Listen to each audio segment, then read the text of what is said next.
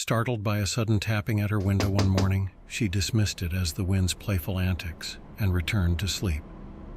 But the next night, the gentle tapping transformed into deliberate knocking. Frozen with fear, she sat in bed, trembling, until the knocking ceased. The following day, she convinced herself it was a figment of her imagination. Her room, perched on the third floor, lacked any external access for intruders. No trees, no drain pipes. It couldn't have been knocking. She rationalized it as one of the countless enigmatic sounds woven into the night's lullaby. A couple of days elapsed. While sculpting in her studio downstairs, the knock echoed once more. Startled, she momentarily froze before pivoting her attention. Peering through the window, she saw a young boy suspended upside down. Only his head was visible through the glass. His pallid face contrasted with dark, grimy, lengthy hair, giving him the appearance of a street urchin. Yet it was his eyes that startled her the most. They were unconventional, round and slanted, with disproportionately large irises.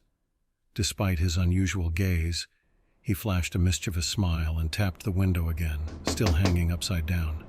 "Please, ma'am," he implored, "won't you grant me entry?" Her gasp echoed through the room as she stumbled backward, inadvertently toppling her unfinished sculpture to the ground, sending specks of clay scattering everywhere. The child's voice carried the weight of a man's tone, a husky, malevolent inflection. His visits grew more frequent, persistent knocking plaguing both doors and windows. She resisted, a resolute inner voice urging her not to succumb. "Don't let him in. Whatever you do, don't let him in," she repeated to herself. His haunting presence lingered, glimpses of him peering through her windows upon waking, prompting her to draw the curtains shut permanently and secure the windows. She ignored the persistent knocking accompanied by his haunting plea, "Please, ma'am, won't you let me in?" Paranoia began to grip her, making her daily departure for work a battle of inner turmoil. Despite this, everything outwardly seemed ordinary, until that fateful day. She already felt unwell from lack of sleep when, that day, a slight sickness nagged at her. A colleague had suggested seeking help, talking to a therapist or a priest. "Yes," she resolved, "I'll do it today." Abruptly, a knock startled her at the car window. Her eyes widened in horror as she gasped. It was a police officer signaling her violation for parking in a restricted zone.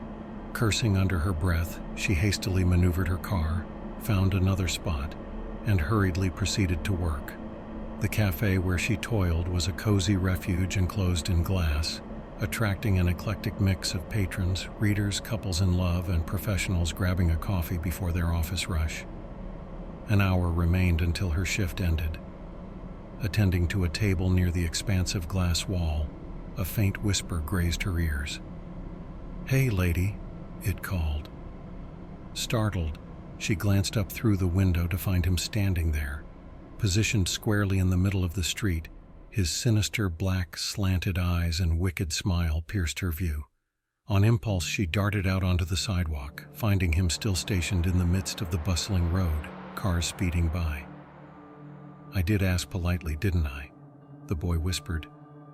Then the man's voice emanated from the child's mouth. "I'm a good boy, ma'am."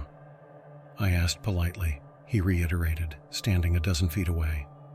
His voice resonated in her ears amidst the traffic din, as though it echoed from within her own mind. Moments later, a bus raced over him, abruptly passing through the very spot he had occupied. Her scream pierced the air as she dashed into the traffic, reaching the spot where he had stood, only to find emptiness. Collapsing onto the harsh gray pavement, she knelt, overwhelmed. Concerned passers-by halted, attempting to soothe her as she wept inconsolably. It took some time for her to regain composure. Rushing to her car, she sped homeward with urgency. Upon arrival, she raced upstairs, hurrying into the bathroom to splash her face with cold water. Gazing at her reflection in the mirror, her visage appeared skeletal and hollow. "What have you done to yourself?" she questioned aloud. Panic surged within. She feared losing her grip on reality. "You're spiraling," she cautioned herself, hastily drying her face before retreating to the bedroom.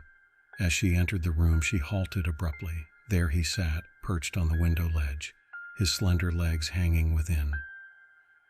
"You left the window ajar," his husky voice purred.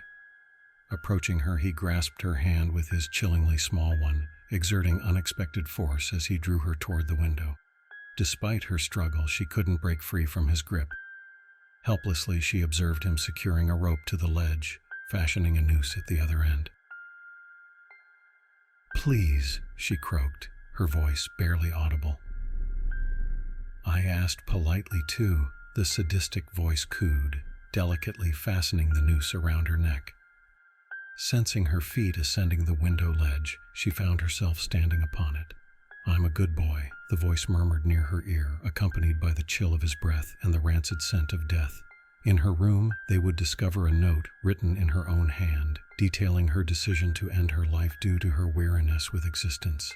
She registered the hardness of the ledge beneath her feet, the moonlight caressing her face, and the wind tousling her hair. These were the last sensations she would ever know. A shadow cast from the third-floor window that night, and a voice chuckled, "I'm a good boy, ma'am."